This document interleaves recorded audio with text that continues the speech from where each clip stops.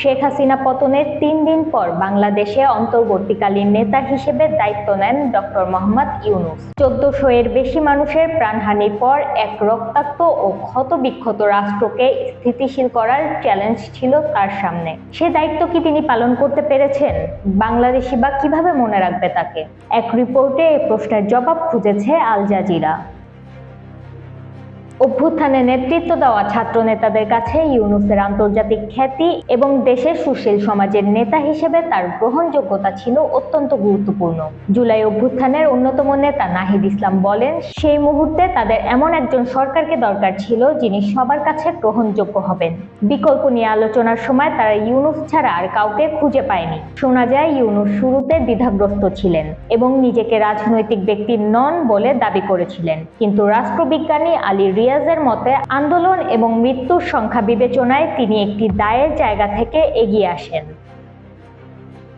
এটি নিশ্চিত যে ইউনূস বাংলাদেশের ইতিহাসে যে কোনো অন্তর্বর্তীকালীন সরকারের মধ্যে সবচেয়ে উচ্চাভিলাষী এবং বিতর্কিত সংস্কার কার্যক্রম পরিচালনা করেছেন। সমর্থকরা একে তার সফলতা হিসেবে দেখছেন। অন্যদিকে সমালোচকেরা মনে করছেন একটি অনির্বাচিত সরকার অনেক বেশি কিছু করার চেষ্টা করেছে। ১২ই ফেব্রুয়ারি নির্বাচনে ইউনূস বাংলাদেশের ইতিহাসে অভূতপূর্ব কিছু করার চেষ্টা করেছেন।